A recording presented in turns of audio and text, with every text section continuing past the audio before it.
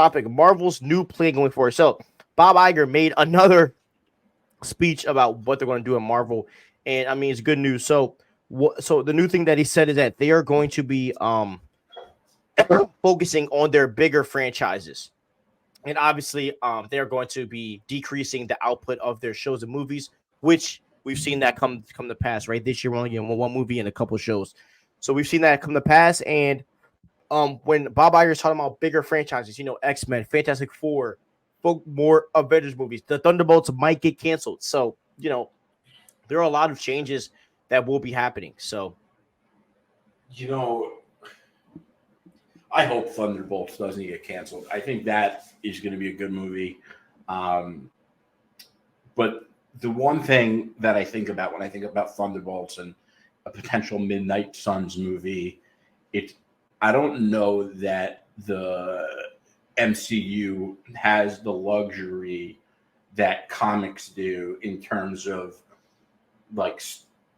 there's the mainline story in the MCU, and that right now is the multiverse saga with the incursions going into Kang Dynasty and Secret Wars. If they're going to do, stories on the outside that aren't really relevant to the main storyline going into Kang Dynasty and Secret Wars, is it worth it for them? Does it negatively impact the overall story of the MCU? Whereas, like the comics, it's not as big of a deal. I don't know. I mean, if I was in office, what I would do is I would say I will put the Thunderbolts in Captain America: Brave New World. I will put Midnight Suns and Doctor Strange because I think that's a better way to test out, do people like this group, right?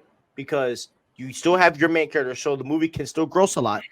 And if they like the group, then you do a Midnight Suns show or movie. I think kind of jumping in with these shows are a little too much. I would have been more comfortable with the Thunderbolts being in Brave New World, and if that works out, or even in Eternals 2, put the Thunderbolts in. They haven't even Eternals 2. Going to Tiamat Island, that would be super awesome. Yeah. So I would love to see something like that happening, even with the Eternals as well. Maybe the Eternals would have been received well if they came in with another franchise, kind of like what they did with Spider-Man and Black Widow and Hawkeye and a lot of other characters. They really kind of reverted back from what kind of made fans cling to the characters. Yeah, I just think I don't think fans receive MCU projects well that don't serve the main story. And I think that's where they get in hot water with projects like a Thunderbolts movie that has nothing to do with the multiverse and incursions and so forth. Yeah, that plays more of a mutants type thing, It plays more of a mutants grounded story versus the multiverse. Well, Thunderbolts aren't really a mutant story. But but you can tie it to Weapon X because they could get the adamantium for Thunderbolt Ross to start, and he could get that to and get that government. So you're saying you think Thunderbolts could help introduce the mutant storyline in the background of? Okay, I get what you're saying. Yeah, because that's the only way to work.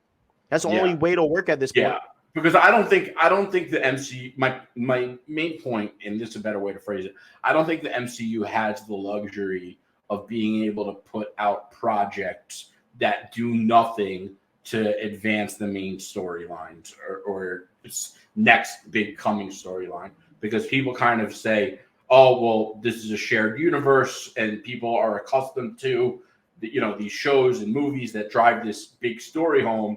And when they don't, that, shared universe value isn't there. And I think that's what people are looking for with Marvel movies. Yeah. They don't have the luxury that DC and Star Wars has.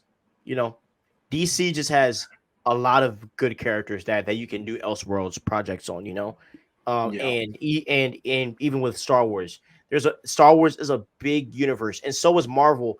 But with the MCU working already, and with everything being within the storyline, you really can't abandon the way they've established it, pigeonholed them.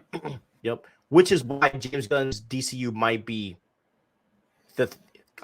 I think his strategy is going to I think the way he's doing it is going to not put him in the spot that Feige's in now.